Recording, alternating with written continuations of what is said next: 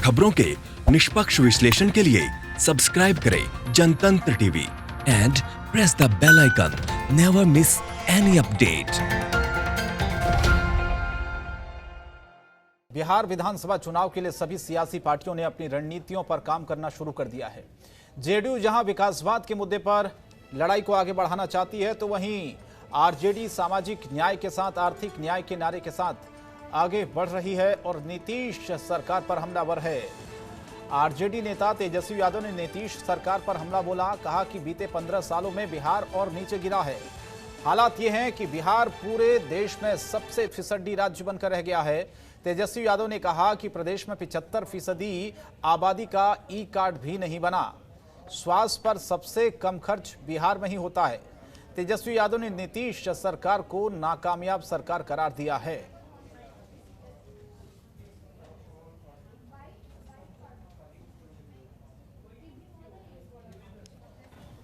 National rural health mission यानी NHRM ने 15 साल का जो जारी किया है रिपोर्ट कार्ड नीतीश जी का, बिहार पूरे देश में सबसे फिसड्डी राज्य है।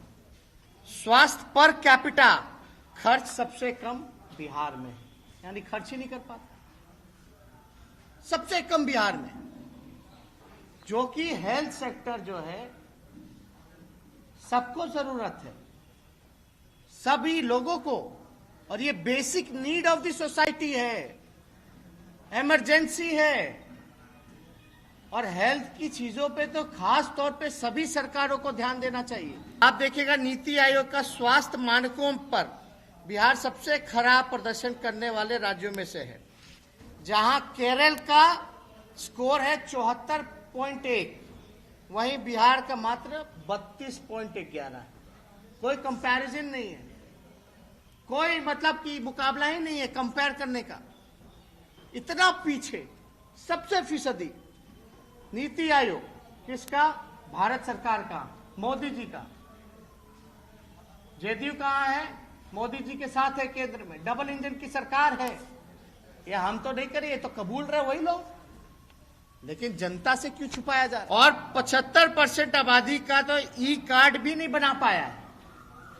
ये हम नहीं कह रहे, ये प्रधानमंत्री जी, ये डबल इंजन की सरकार, प्रधानमंत्री जी का जो आयुष्मान भारत प्रधानमंत्री जन आरोग्य योजना के अंतर्गत बिहार जो है प्रदर्शन में इतना परफॉर्मेंस इसका इतना खराब रहा कि केंद्र सरकार ने पैसा देना बंद कर दिया।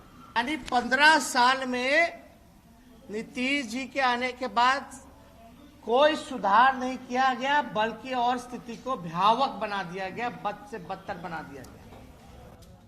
तो तेजस्वी यादव को आप सुन रहे थे, नीतीश सरकार पर वो जमकर बरसे हैं। जाहिर है माहौल चुनावी है तो आरोप भी खूब लगेंगे, और यही बिहार की राजनीति में होता हुआ कुछ नजर भी आ रहा है।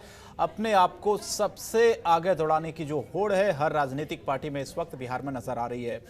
श्रीकांत प्रत्युष, रेजिडेंट एडिटर, हमारे साथ इस वक्त सीधे बिहार से जुड़ रहे हैं। श्रीकांत, हम लगातार जो बयान हैं उन बयानों को सुन रहे हैं, चाहे वो तेजस्वी यादव हो, चाहे वो नीतीश कुमार के खेमे के विधायक हो, मंत्री हो, और चाहे वो अन्य पार्टियां जो इस वक्त ये दावा कर रही हैं बिहार की सत्ता पर काबिज होने के। अभी मैं आपसे जानना चाहता हूं इस बयानों से अलग हटके थोड़ा सा, अभी मौजूदा परिस्थिति क्या है बिहार चुनाव को लेकर? जो तैयारियां हम देख रहे हैं इस वक्त, कितना अलग होने वाला है श्रीकांत इस बार का ये चुनाव? देखिए, कोरोना के संक्रमण के खतरे के बीच चुनाव की तैयारी चल रही है, तो ये अलग तो होगा। और आपको पता ही है कि कोई फिजिकल रैली नहीं कर सकता है, तो वर्चुअल रैलियों में पार्टियां जुटी हुई हैं। बीजेपी इसमें सबसे आगे है। बीजेपी की रैली हो चुकी है अमित शाह की, और बीजेपी का हर विधायक, हर मंत्री अपने अपने क्षेत्र में रोज वर्चुअल रैली कर रहा है। तो बीजेपी तैयारी में सबसे आगे दिख रही है। अब जेडीयू ने भी आज से शुरुआत कर दी है वर्चुअल रैली की।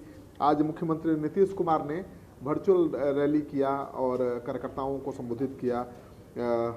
आज आरसीपी सिंह जो पार्टी के बड़े नेता हैं, उन्होंने भी वर्चुअल रैलियां की। तो आज से लेकर अब लगातार जेडीयू का भी वर्चुअल रैली का कार्यक्रम शुरू हो चुका है। तो बीजेपी जेडीयू तो पूरी तरह से चुनावी मोड में आ चुकी है, लेकिन आरजेडी की तरफ से चुनाव की तैयारी अभी शुरू नहीं की गई है। तेजस्वी यादव ने 2 बार डीजल पेट्रोल की बढ़ती कीमत को लेकर साइकिल मार्च जरूर किया है, लेकिन अभी तक उन्होंने कोई वर्चुअल रैली नहीं की है और न ही चुनावी अभियान की शुरुआत की है। उल्टे तेजस्वी यादव शुरू से ही इस चुनाव के खिलाफ दिख रहे हैं, वो इस चुनाव की मुखालफत कर रहे हैं। उनका कहना है कि कोरोना का संक्रमण का खतरा बहुत बढ़ा हुआ है, ऐसे में चुनाव की तैयारी में लगना बेमानी है। वो आरोप भी लगा रहे हैं कि नीतीश कुमार को चुनाव की चिंता है, उनको डर लग रहा है कि चुनाव अभी नहीं हुआ तो राष्ट्रपति शासन लागू हो जाएगा, तो जनता को खतरे में डालना चाहते हैं, लाश की ढेर पर वो चुनाव लड़ना चाहते हैं। तो तेजस्वी यादव की बातों से तो यही लगता है कि अभी वो चुनाव में जाने के मूड में नहीं है और वो चाहते हैं कि चुनाव की तारीख आगे बढ़े। लेकिन चुनाव आयोग जिस तरह से तैयारी में जुटा हुआ है, राजनीतिक पार्टियां जुटी हुई हैं और साथ साथ संक्रमण का खतरा भी बहुत ज़्यादा बढ़ गया है, चुनाव समय पर होगा या नहीं होगा ये कह पाना बड़ा मुश्किल है। ये तो फैसला चुनाव आयोग को करना है, लेकिन कोरोना के संक्रमण का खतरा बहुत बढ़ गया है। 100 से ज़्यादा कोरोना मरीजों की मौत हो चुकी है, आंकड़ा 12,500 से ज़्यादा हो चुका है। तो मुझे लगता है कि अनलॉक 1 के बाद संक्रमण काफ़ी तेज रफ्तार से बढ़ रहा है बिहार में, और चुनाव होगा तो संक्रमण की रफ्तार और भी ज़्यादा हो सकती है। तो कोरोना संक्रमण के खतरे के बीच पहली बार एक्सपेरिमेंट होगा बिहार में चुनाव कराने का, और मुझे लगता है कि नजीर साबित होगा। शंकर।